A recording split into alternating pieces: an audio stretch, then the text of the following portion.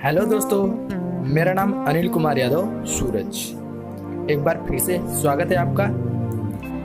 जैसे कि ये ओपन हो चुका है, होने के बाद यहाँ पे एक लाल रंग का सब्सक्राइब दिख रहा है, एक डिब्बे में लाल रंग का सब्सक्राइब दिख रहा है। आप उस पर क्लिक कीजिए क्योंकि आपको नई नई वीडियोस हमारा मिलता रहे। उसके बाद बेल आइकन जो दिख रहा है, उस बेल आइकन पर भी आपको क्लिक करना पड़ेगा ताकि आपको नोटिफिकेशन सबसे पहले आपको मिल जाए। करने के बाद एक डिस्क्रिप्शन होता है। अब डिस्क्रिप्शन देखिए कहाँ पे है, जो तीर दिख रहा है वहाँ पे वो डिस्क्रिप्शन होता है। आपको वहाँ पे क्लिक करना है। तो इस तरह से क्लिक करने के बाद डिस्क्रिप्शन हमारा खुल जाएगा। दोस्तों, जैसा कि आज का वीडियो दिख रहा है सारणी के बारे में। जी हाँ, सारणी के बारे में। तो दोस्तों, सारणी के बारे में बताने से पहले सबसे पहले हम आपसे एक रिक्वेस्ट करेंगे। यदि आप हमारे चैनल को सब्सक्राइब नहीं किए तो कर लीजिए, यदि कर लिए हैं तो बहुत बहुत धन्यवाद। दोस्तों, हमसे कोई भी क्वेश्चन पूछने के लिए आपको हमारे व्हाट्सएप ग्रुप स्टडी नॉलेज से जुड़ने के लिए इस वीडियो के डिस्क्रिप्शन में उसका लिंक दिया है, वहाँ पे क्लिक कीजिए और स्टडी नॉलेज के चैनल में जुड़ जाइए और कोई भी क्वेश्चन आप पूछ सकते हैं। तो चलिए शुरू करते हैं आज का वीडियो सारणी के बारे में। डिटर्मिनेंट, जैसा कि इसको हल करने के लिए हमें क्या करना पड़ेगा, कुछ नियम कानून अपनाने पड़ेंगे। तो चलिए पहले उस नियम कानून को हम बता देते हैं, फिर उसके बाद उसको हल करने की कितने विधियां हैं उसको हम बता देते हैं। तो चलिए शुरू करते हैं। सबसे पहले उसके नियम, इसको कहते हैं रूल। चलिए नियम बता देते हैं, रूल।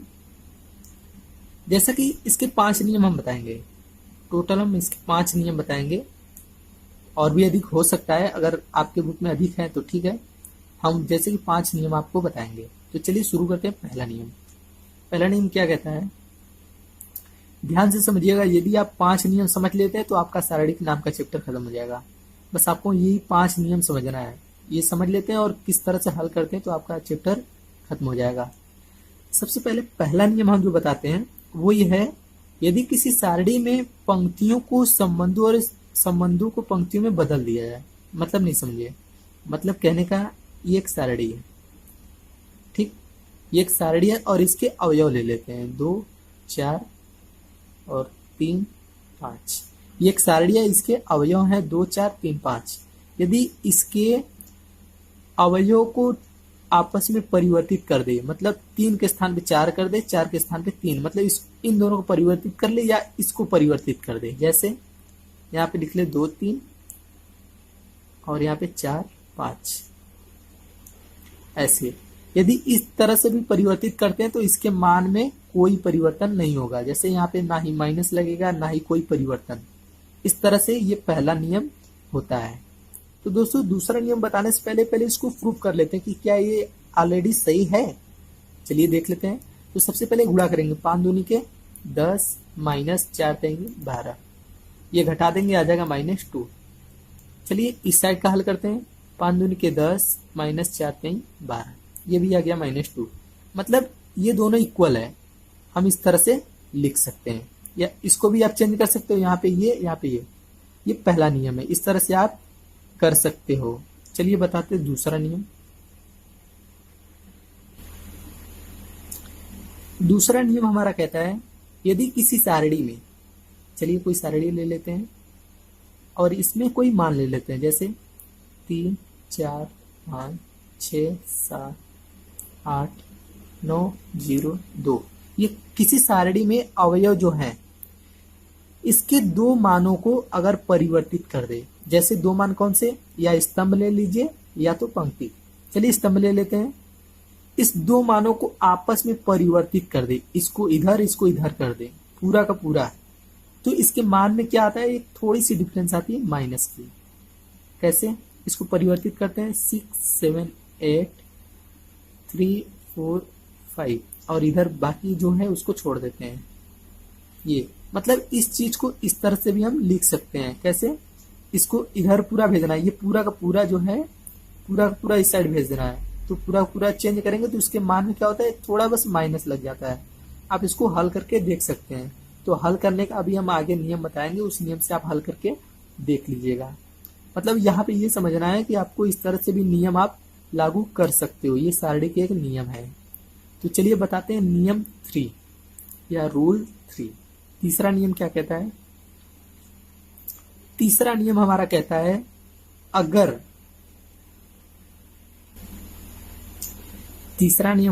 है अगर पंक्ति या स्तंभ, कोई भी पंक्ति या स्तंभ, चलिए ले लेते हैं।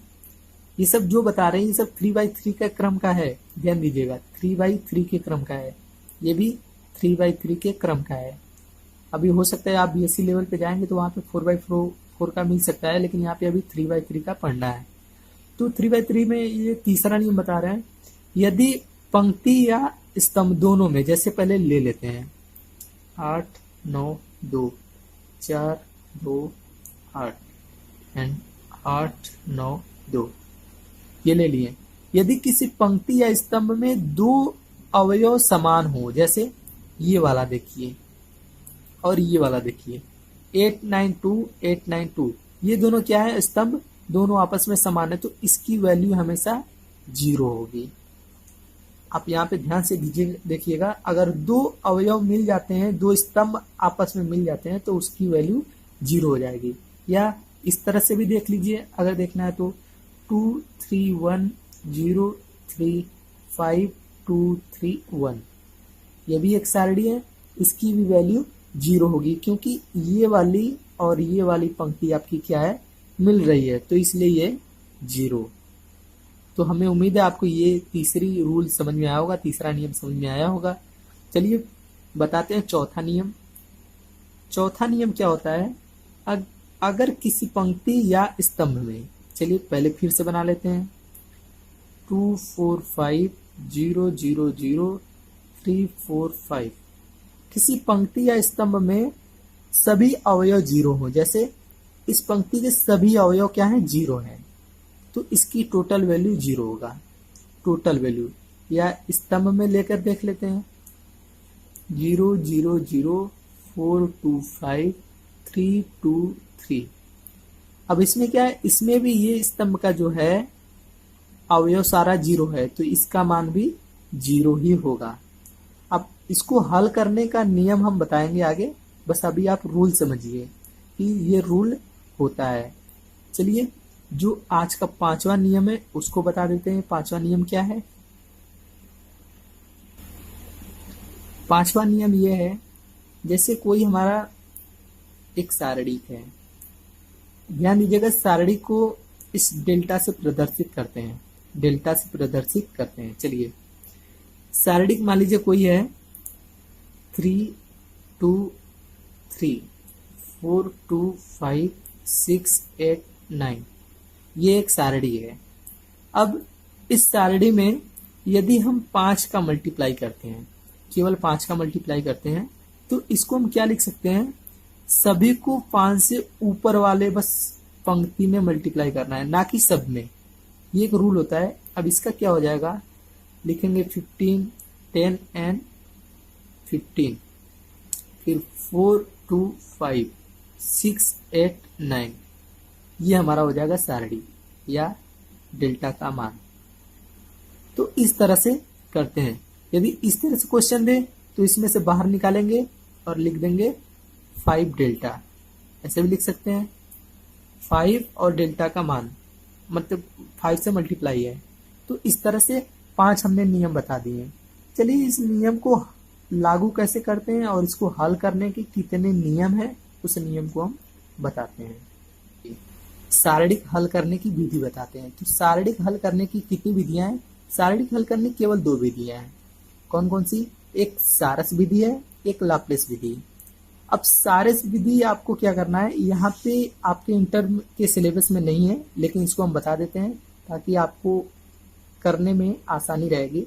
सारस विधि हम बता देते हैं ताकि लाप्लेस विधि आप प्रयोग करते हैं, इसका इंटर में यूज है।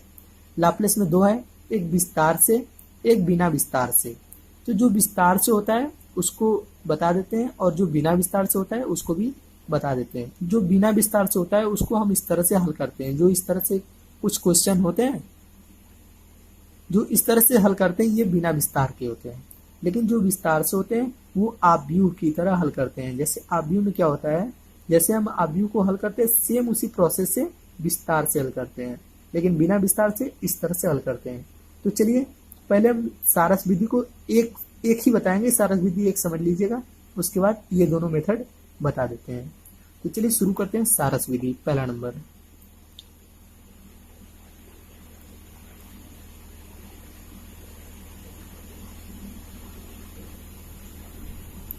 चलिए तो सारस विधि को बताने से पहले थोड़ा सा हम बता देते हैं। जैसे कोई सारणी ले लेते हैं 3 2 3 4 2 5 6 7 9 3 8, ये कोई हमने सारणी लिया है। तो सारस विधि में क्या होता है, आपको जो सारणी दिया गया उसके दो अवयव या दो स्तंभ इसके पीछे लिखना है, सेम वही लिख लेते हैं ये। उसके बाद यहाँ पे आपको इस तरह से पेयर बनाने, पहले से दूसरे में फिर और तीसरे में, इसमें दूसरे से तीसरे में और उसके साथ चौथे में, इसमें तीसरे से चौथे में और उसके साथ ये पांचवें में, ये बनाएंगे। तो जिसका तीर बना है उसमें गुणा करना है, मतलब 3 गुणे 6 गुणे 8, 3 गुणे 6 गुणे 8, फिर प्लस 5 गुणे 3 गुणे 2, 5 गुणे 3 गुणे 2, फिर प्लस 9 गुणे 4 गुणे 7, 9 गुणे 4 गुणे 7, ये टोटल हम कर लेंगे। तो चलिए इसको टोटल कर लेते हैं। 8 छंग 48, मतलब इसको क्या करते हैं अब टोटल कर लेते हैं। तो चलिए इसको टोटल कर लेते हैं। चलिए इसका टोटल आ गया आपका 426, ये हमने गुणा किया और उसका टोटल कर दिया। ठीक, ये तो हमारा हो गया समीकरण नंबर 1। अब क्या करना है, समीकरण नंबर 2 बनाने के लिए सेम इसी प्रोसेस को फिर से लिखते हैं। चलिए फिर से लिख लेते हैं। 3 4 2 5 6 7 9 3 8, ये तो सारणी था और इसके आगे क्या था, 3 4 2 5 6 7, ये है। अब पहली बार तो इधर से किए थे, अब दूसरी बार पीछे से करना है। तो ये लेंगे इस तरह से, फिर इसमें लेंगे ये और ये, अब पीछे से ले लिया, अब उसका मल्टीप्लाई करेंगे। तो चलिए 5 गुणे 4 गुणे 8, 5 गुणे 4 गुणे 8, प्लस 3 गुणे 3 गुणे 7, फिर प्लस 9 गुणे 6 गुणे 2, 9 गुणे 6 गुणे 2। अब इसको भी टोटल कर लेते हैं। ये आ गया आपका 231, ये समीकरण नंबर 2। अब क्या करना है, लिखना है समीकरण 1 - 2 से, मतलब समीकरण 1 में से 2 को घटा देना है। तो 1 क्या है, 426 - 231, घटा देंगे तो कितना आ जाएगा, 6 में से ये गया 5, फिर 12 7 और ये हो गया आपका, इस तरह से घटाने पे आ गया आपका 195। तो इस तरह से इसको आंसर मान लेंगे। ये है क्या, सारस विधि। ये तो सारस विधि है। सारस विधि तो हमने बता दिया, जबकि इसका यूज आपको इंटर में नहीं करना है, बट आपके लिए बता देते हैं, जरूरी है। चलिए अब बताते हैं लैप्लेस विधि, जो यहाँ पे है। लैप्लेस विधि में विस्तार से और बिना विस्तार से, ये दोनों आपके यूज का है। ये आपको बोर्ड में यही दोनों सवाल इसी तरह से दोनों को करना होगा। तो चलिए इस पे हम फोकस करते हैं। चलिए तो विस्तार विधि से बता देते हैं। विस्तार विधि जैसे कि हम पहले भी बताया कि ये आव्यूह की तरह होता है और ये बहुत ही सिंपल हो और बहुत ही सरल होता है। तो ये सरल तो होता है, लेकिन बड़ा क्वेश्चन दे देते तो आप उलझ जाते हैं। तो ये दोनों तरह से, अगर छोटे क्वेश्चन है तो सरल है, बड़े क्वेश्चन है तो कठिन है। तो चलिए बताते हैं। जैसे कोई हम साइड में मान ले लेते हैं A B C D E F G H I, ये हम कोई मान ले लिए, डेल्टा इक्वल टू। देखिए दोस्त, हमें आपको केवल समझाना है, आप क्वेश्चन अपने क्वेश्चन को लगाना, हमें केवल यहाँ पे मेथड को समझाना है कि मेथड क्या है, और कुछ नहीं बताना है, बस मेथड को बताना है। तो आप क्वेश्चन पे ध्यान मत दीजिए, बस ये देखिए कि मेथड क्या है।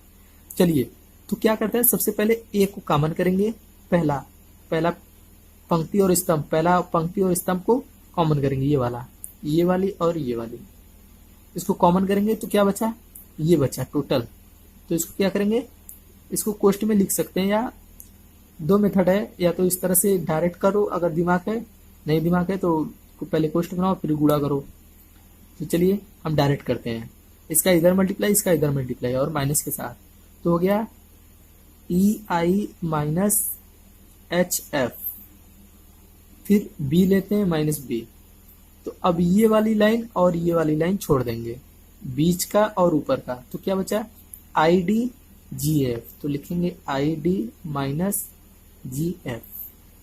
फिर सी पे लेते हैं तो प्लस सी, सी लास्ट का है तो अंतिम स्तंभ और पंक्ति को छोड़ देंगे, एच डी जी ई, एच डी जी, यहाँ पे प्लस माइनस लगाएंगे जी ई, ये हो गया।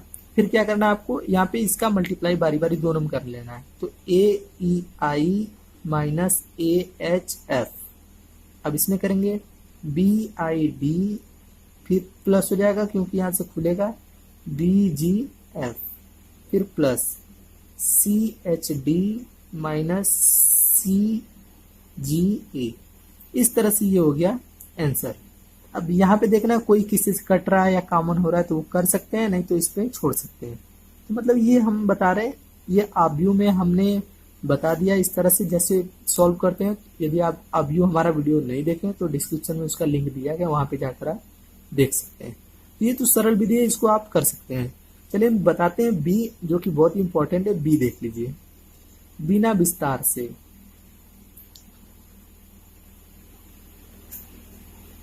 कभी कभी क्वेश्चन में पूछ देता है कि बिना विस्तार से बताइए। तो चलिए बिना विस्तार वाले क्वेश्चन को हम हल करके बताते हैं। इसमें हम क्वेश्चन को ही लेकर हल करके बताएंगे जो आपके इंटर के दिए गए हैं। चलिए तो क्वेश्चन ले लेते हैं, a minus B, B minus C और c माइनस ए, फिर नीचे b minus C, C minus A और a माइनस बी, फिर नीचे c minus A minus B और b माइनस सी। ये हमारा एक तरह से क्वेश्चन दिया है। इतना बराबर हमें जीरो सिद्ध करना है, हमें सिद्ध करना कि इतना का मान जीरो होगा। तो चलिए ये बिना विस्तार की विधि से हम बताएंगे। तो सबसे पहले यहाँ पे देखिए, बिना विस्तार की विधि से एक चीज ध्यान दीजिए, वो क्या, हर किसी सवाल को आप छोटा करने की कोशिश कीजिए। छोटा करने का मतलब छोटा, या 5 नियम जो बताए हैं तो पांचों नियम में क्या कर दें कि ये मान जीरो हो जाए। कुछ ना कुछ करना पड़ेगा, या तो किसी दो को बराबर करो तो जीरो होता है, या सबको जीरो करो, या इस तरह से सबको जीरो करो तो जीरो होता है। तो जीरो के जितने रूल हम बताए हैं पीछे, उसको आप देखिए, जीरो जिस जिस नियम से होता है वो आपको करना पड़ेगा। तो चलिए यहाँ पे हम रूल अपनाएंगे। अगर किसी भी एक स्तंभ को या किसी भी एक पंक्ति को सारा जीरो कर देंगे तो इस मान जीरो आ जाएगा। तो चलिए वही चीज करेंगे यहाँ पे। अगर सबको हम जोड़ देते हैं और ए में ही लिख लेते हैं तो वो हमारा जीरो आ जाएगा। मतलब यहाँ पे लिखेंगे C1, मतलब C1 में हमें लिखना है। C1 का मतलब C1 में लिखना है। क्या लिखना है वो कोष्ठ में लिखते हैं, C1 plus C2 plus C3। इसका मतलब ये हो गया, C1 में हमें लिखना है, क्या लिखना है, C1 plus C2 plus C3। मतलब ये तीनों मान हमें जोड़ना है और वो ए में लिखना है, जो आएगा वो ए में लिखना है। तो चलिए जोड़ते हैं। अगर इसको जोड़ेंगे तो क्या हो जाएगा, बी से बी कटेगा, सी से सी कटेगा, ए से ए कटेगा, मतलब सबसे कट जाएगा तो बचेगा क्या, जीरो। तो वो ए में लिखेंगे जीरो। तो चलिए लिख लेते हैं जीरो, और बाकी जो इधर बचेगा उसको लिखेंगे वैसे ही, वो तो उसमें कोई चेंजिंग नहीं करेंगे। अब इसी तरह दूसरे में भी वही चीज करेंगे, दूसरे में भी यही करेंगे। सबको क्या करेंगे, एक तरफ से जोड़ेंगे, तो ये भी मान जीरो, और बाकी को लिख देंगे C माइनस ए और A माइनस बी। इसी तरह इसको भी सबको जोड़ेंगे तो सबसे कट जाएगा और इधर आ जाएगा जीरो, फिर ये बचेगा A माइनस बी और B माइनस सी। ये सारा रेडी हो गया। तो ये रूल हमने एक बताया था कि जिसके स्तंभ या पंक्ति जिसके सारे अवयव जीरो हो उसका मान जीरो होता है। तो ये हो जाएगा जीरो। इस तरह से इस क्वेश्चन को आप प्रूव कर सकते हो। तो चलिए और क्वेश्चन बता देते हैं। चलिए क्वेश्चन नंबर 2, देखिए ये क्वेश्चन है और इसको इतना सिद्ध करना है। तो यहाँ पे देखिए आप दोनों नियम अप्लाई कर सकते हो, ये विस्तार से बिना विस्तार से दोनों कर सकते हो। तो जो आपको अच्छा लगेगा वो कर सकते हो। जैसे कि अगर विस्तार से हम कहते हैं तो यहाँ पे ये दोनों क्रिएट करेगा, आपका प्रॉब्लम क्रिएट करेगा। दो दो पद हैं और इसमें सिंगल सिंगल है, ये ठीक है। तो क्या करते हैं, सबसे पहले ये जो दो दो पद है इसको हटा लेते हैं। हटाने के लिए क्या करेंगे, इसमें से बी हटाने का मतलब बी से घटा देंगे, सी हटाने का मतलब सी से घटाएंगे, इसको घटाएंगे मतलब जो घटा देंगे तो ये हट जाएगा। तो घटाने के लिए हमें क्या करना पड़ेगा, यहाँ पे लिखना पड़ेगा C1 में, C1 में क्या करना है हमें, C1 में क्या करना है, C1 में से C2 को घटा देना है। C1 में से C2 को घटा देंगे। तो चलिए घटाते हैं। तो पहले में से ये घटाएंगे तो आ जाएगा A, पहले में A आ गया। फिर इधर क्या बचा है BC, फिर इसमें से घटाएंगे C, इसमें से C घटाएंगे तो बचेगा B, और बाकी जो बचा है CA, इसमें से घटाएंगे तो बचेगा C बचेगा और AB, ये हो गया। अब देखिए ये सिंबल मतलब एक कह सकते हैं सिंगल सिंगल हो गया, सभी सिंगल सिंगल है। अब सिंगल हो गया तो इसको सॉल्व कैसे करेंगे, विस्तार विधि से कर लीजिए, क्योंकि अब कुछ नहीं दिख रहा है तो कुछ नहीं दिखेगा, तो विस्तार विधि से आपको ये लाना है तो ये करना पड़ेगा। तो चलिए विस्तार विधि अप्लाई कर लेते हैं। तो सबसे पहले A को कॉमन करेंगे, यहाँ BC माइनस A स्क्वायर, ये फिर B को कॉमन करेंगे और इस तरह से छोड़ देंगे तो B स्क्वायर माइनस AC करेंगे, फिर प्लस C को कॉमन करेंगे तो ये छोड़ेंगे तो हो जाएगा AB माइनस C स्क्वायर, फिर A का मल्टीप्लाई करेंगे ABC minus A cube minus B cube minus के स्थान पे प्लस ABC, फिर ये हो जाएगा प्लस ABC और माइनस C क्यूब, ये हो गया। अब क्या दिख रहा है यहाँ पे, ABC तीनों प्लस में है तो लिखेंगे 3ABC, और A cube B cube C cube minus में है तो उसको लिख लेते हैं। ये आपका आंसर। तो इस प्रकार से आप शारीरिक को भी हल कर सकते हो। तो थैंक यू दोस्तों, thank you for watching my videos.